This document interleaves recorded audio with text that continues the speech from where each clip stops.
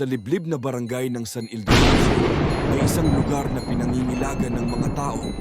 Isang burol kung saan isang buong pamilya ang nasawi sa malagim na landslide ilang taon na ang nakaraan.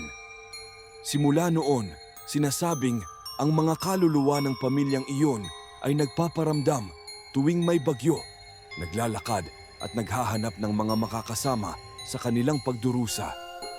Isang gabi ng malakas na ulan, si Marina ay nakitulog sa kubo ng kanyang Lola Inday sa paanan ng burol. Habang bumabagsak ang ulan, nagising siya sa pagpungol ng lupa. Parang may bumubulong mula sa ilalim ng lupa.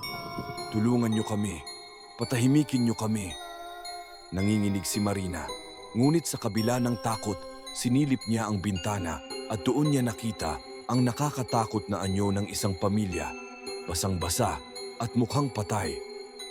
Ang mga mata nila'y dilat, ang mga katawan ay punong-puno ng putik at bawat isa'y nakatingin kay Marina na tila humihingi ng saklolo. Biglang dumilat si Lola Inday at mahigpit na hinawakan si Marina. "Huwag kang tumingin sa kanila, apo. Sila ang pamilya ni Aling Sabel. Hindi nila natagpuan ang katahimikan simula nang mamatay sila sa ilalim ng lupa." Sinubukan nilang manalangin, ngunit tila wala itong epekto. Ang mga kaluluwa ay lalong lumalapit. Nagsimulang dumami ang mga gusto sa labas. Sa bawat kulog, ang pamilya ay unti-unting lumalapit sa kubo.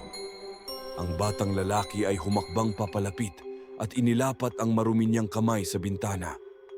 Sa bawat patak ng ulan, naririnig ang kanyang mga bulong. "Tulungan niyo kami. Sumama kayo." Sinubukan ni Marina at Lola Inday na itulak ang pinto upang makatakas, ngunit tila may pumipigil dito mula sa labas. Biglang yumanig ang buong kubo nang bumagsak ang lupa mula sa burol. Nilamon ang kanilang kubo ng napakabigat na putik at mga bato. Sa kalagitnaan ng dilim, habang unti-unti silang naiipit sa kubo, naririnig ni Marina ang mga nakakakilabot na boses ng mga kaluluwa. Lalo pang naging mas malakas ang kanilang mga daing. Dahan-dahang naramdaman nila ang paglamig ng paligid habang ang mga kaluluwa ay nagsimulang pumasok sa kanilang kubo, palapit ng palapit. Hindi sila makatakas at ang huling nakita ni Marina ay ang anyo ng isang babaeng nakatingin sa kanya, puno ng galit bago sila tuluyang tabunan ng lupa. Kinabukasan, natagpuan ng mga taga-baryo ang kubo ni Lola Inday at Marina na tuluyan ng natabunan ng lupa.